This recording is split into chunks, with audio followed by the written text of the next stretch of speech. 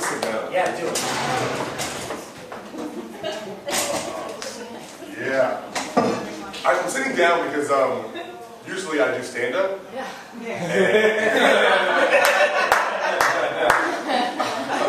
And like I want to change the way I approach this, right? Because I don't want to be jokey. I don't want to be.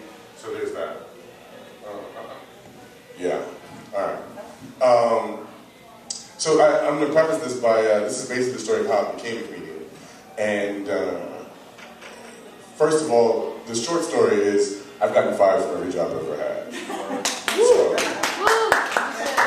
but I'm going to expand on that for you right now.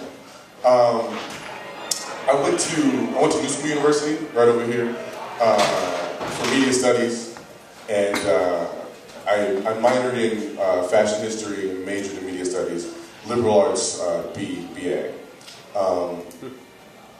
All of that, it turns out, in the actual workforce means literally nothing, right? I basically have a degree in watching TV and telling people they look ugly.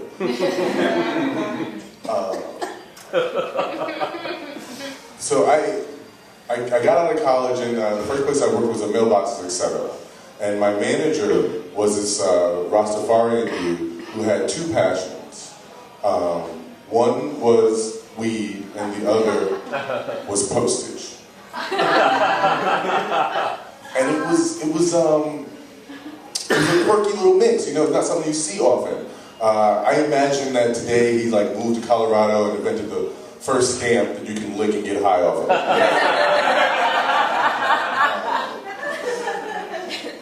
I got fired from that job because I never fully understood like what the process is. Like you weigh the package and then they pay you for the postage plus a premium from mailboxes, and you know, you make the box, you fill the thing, you send it out, right?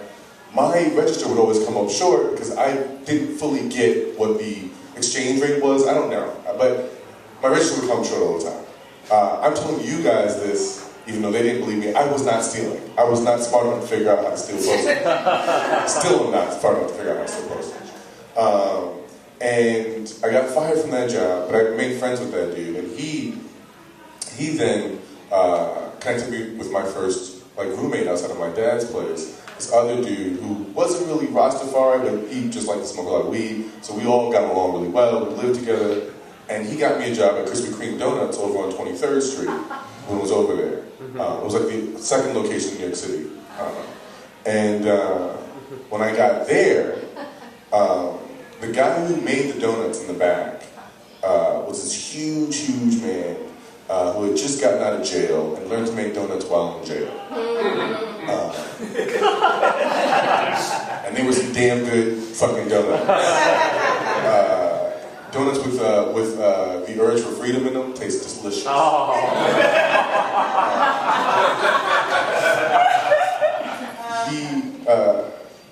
He was a real cool dude though. He took me on his wing, he saw something in me, I guess, and he taught me how to steal at Krispy Kreme.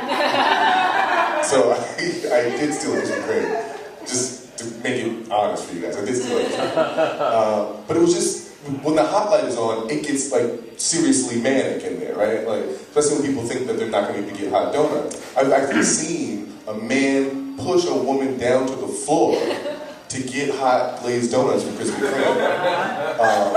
And that's not even the big part. The big part is other women online were like, yeah, she was taking too long. Like, it's just a mentality of survival. So there was times when like you could steal because, you know, if the hot light was just going off or whatever, we're not supposed to sell any of the donuts that are like lukewarm or whatever, right? Like those are done, right? You have to wait for the next hot light, or you have to take what we've made earlier that day, right? Some of you know, some of you are maniacs that go to that place, right? And so people offered me lots of money, especially if we were like closed. Some like people would knock on the window, offer me $50, $100 for a dozen donuts, and that's insane. Wow. So I would take it, and I got and then you could also, you know, you could ring up less than what they paid for and take the difference or whatever. Simple math is what I know how to steal. Postage shit again, I did not steal. So eventually the manager there caught me on camera doing stuff like that, and I got fired from there. I ended up selling weed, right? And my roommate had connected me to his like drug friends, and I was getting really cheap like Mexican brick weed, and then like selling it for like high grade prices. Again, simple math, I know that's so I'm selling weed to this guy who lived in my building, and he was a domestic abuser. He would abuse his girlfriend all the time.